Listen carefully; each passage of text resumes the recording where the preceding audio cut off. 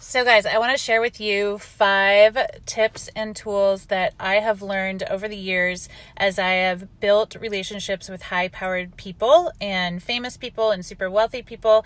People are always asking me how I did it, and these 5 is how. How you make good, solid, long lasting relationships with people that you admire and you look up to, and that could potentially be great mentors and great friends. And people have asked me for years, like, how do you make relationships with famous people or super wealthy people or the people who you featured in your book? Like, how did you meet them? How did that come about? And there's a strategy, not a strategy in like a negative way, but there are tips and tools for how you build good relationships, friendships, lasting, trusting, mutually beneficial friendships. And then there's a way to totally fuck that up and to completely burn bridges that would have been great for you. And I shared all those, and I'm going to share a couple of them with you right now because I think a lot of people need to know this. Okay, you guys, this one is huge. Know your fucking role, okay? Know your role.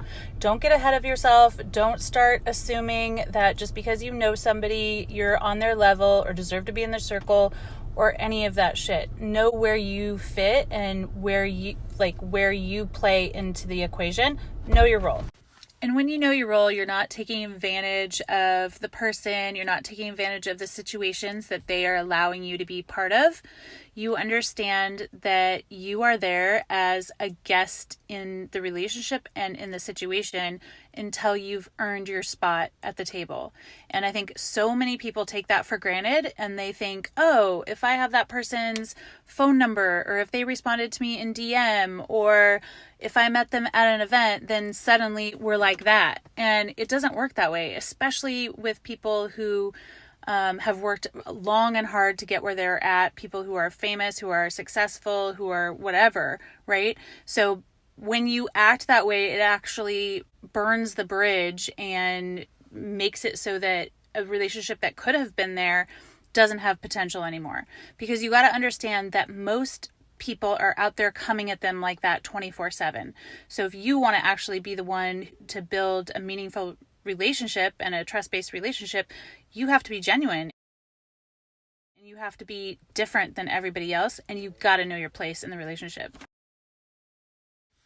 So the second huge tip that I have for people who are trying to make relationships or mentorships with people who they really admire, and people that are maybe strangers, is you've got to always bring value. 1000%. You have to bring value to every single interaction, which means that you are thinking of ways that you can help them.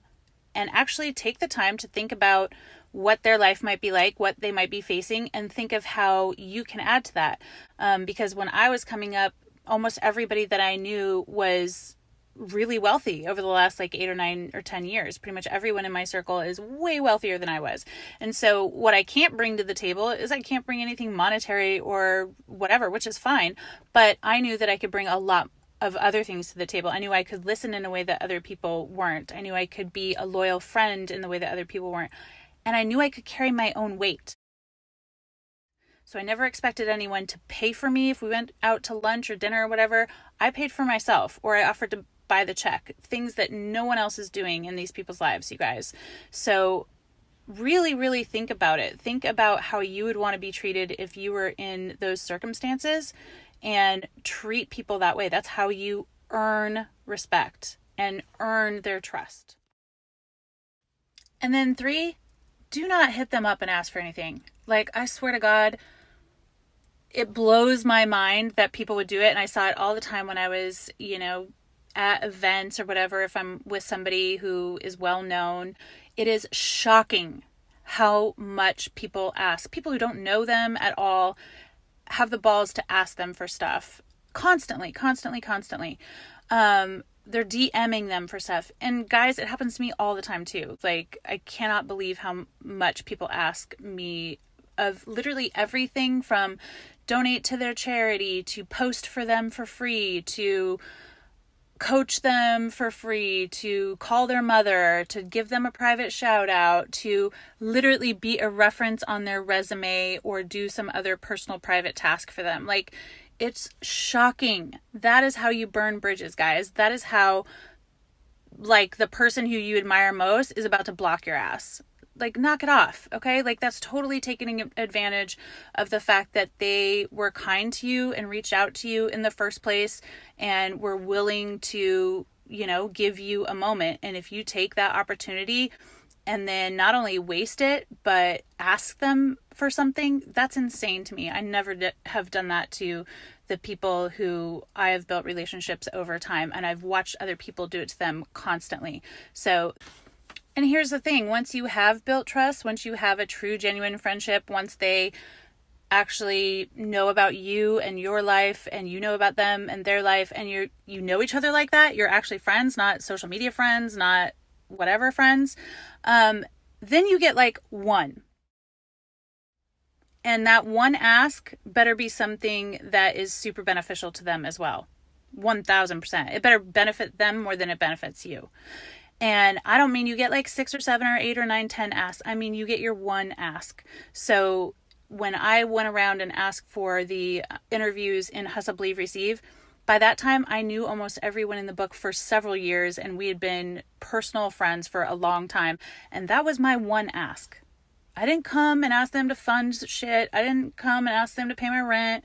I didn't, none of that shit. No, I built that relationship until I knew we were friends. And I knew that what I was asking for was equally mutually beneficial to them. And so this is not about like putting yourself down or thinking that you're, other people are better than you. This is about knowing that there is a ladder to success and that you are on your way and you are climbing it. And the people who are where you want to be, they deserve that respect and they deserve to have that position in life that is harder to get to and harder to have an inner circle.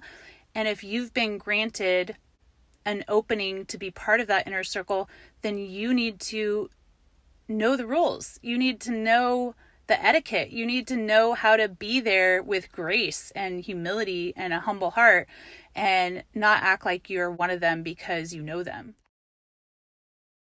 This is a huge one, guys. Be humble.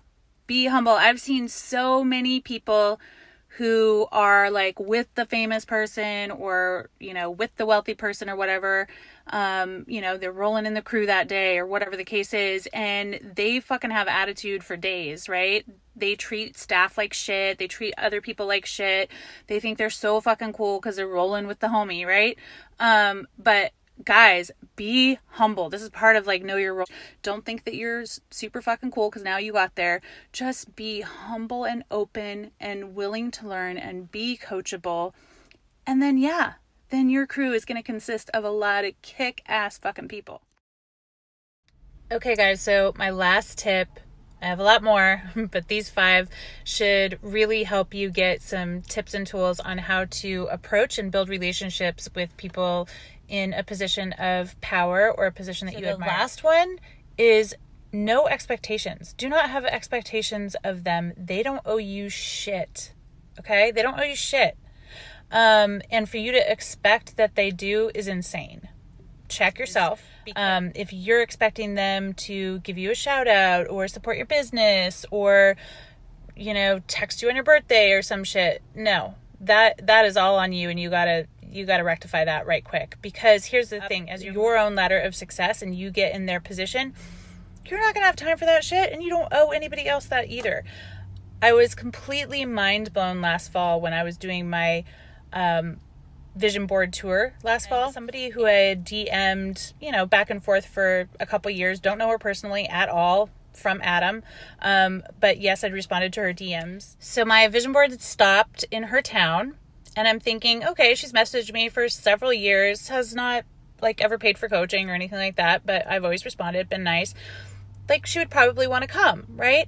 So back home, getting on the plane, and I get a message from her that says, yeah, I would have come to your event today, but because you didn't personally inbox me and message me and invite me, I didn't feel I needed to. And I was like, are you fucking kidding me? Like, It is not my job to do that. How would it even cross a person's mind to expect that, right? But that's how people operate. And guys, that's what we're up against. So if you want to be mentored by somebody that you look up to, for God's sake, don't pull that shit. They're not a person that you've known for 20 years. They're not your best friend. They're not, somebody who owes you dick. They don't. And get in the right frame of mind when you're hoping to build a relationship that is based on trust and that is going to last and be mutually beneficial over time. All right. Hope that helped.